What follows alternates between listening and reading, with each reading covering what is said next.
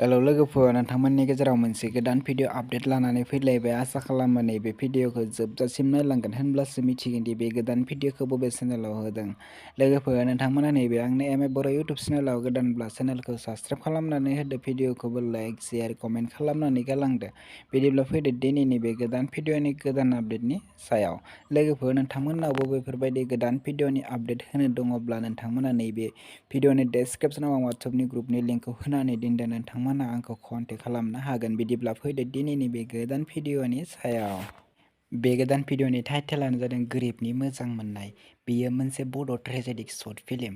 लोगोफोर, दासिमहालागै बे गोदान बड' शर्ट फिल्मखौ नायाखै अब्ला बे भिडिअनि डेस्क्रिप्शनाव नायनो हागोन आरो आं बिथांमोननि बे भिडिअनि लिंकखौ डिस्क्रिप्शनाव होनानै दोनगोन आरो स्क्रिनावबो बुंनानै होगोन।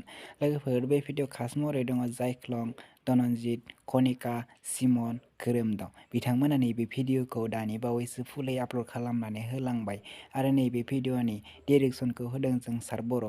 बे भिडिअआ जोबोरैनो मोजां जादों आरो स्क्रिप्टखौ होदों जायख्लं बर'। लोगोफोर, दासिमहालागै फुलै नायाखैब्ला बिथांमोननि नैबे नाथुर बे स्क्रिनाव नुनाय इउटुब चेनेलाव थांनानै नोंथांमोना बिथांमोननि नैबे गोदान बड' शर्ट फिल्मखौ नायनानै लाहैगोन आरो नोंथांमोना बिथांमोननि चेनेलखौ साबस्क्राइब आरो सापर्ट खालामनानै होगोन। भिडिअखौ मोजां मोनोब्ला लाइक, शेयार, कमेन्ट खालामनानै होगोन। बिदिब्ला लोगोफोर, दिनैनि बे गोदान भिडिअनि गुसुं आपडेटआ बेनोसैमोन। लोगोफोर, नोंथांमोना आंनि चेनेलाव बेफोरबायदि गोदान भिडिअ आपडेट मोनबाय थानो थाखाय चेनेलखौ साबस्क्राइब खालाम, भिडिअखौबो लाइक, शेयार, कमेन्ट खालामनानै हो। आं बेफोरबायदि गोदान भिडिअफोरनि आपडेट लानानै फैबाय थायो। आसा खालामो नोंथांमोना आंनि नैबे चेनेलखौ बयबो सापर्ट खालामगोन आरो नोंथांमोनाव बेफोरबायदि गोदान भिडिअफोरनि आपडेट दङब्ला नोंथांमोना आंखौ भिडिअनि डेस्क्रिप्शनाव नोंथांमोना वाट्सएपनि ग्रुपनि लिंकखौ मोनगोन। नोंथांमोना आंखौ डाइरेक्ट कन्टेक्ट खालामनो हागोन आरो भिडिअखौ मोजां मोनोब्ला कमेन्ट खालामनानै गालांदो।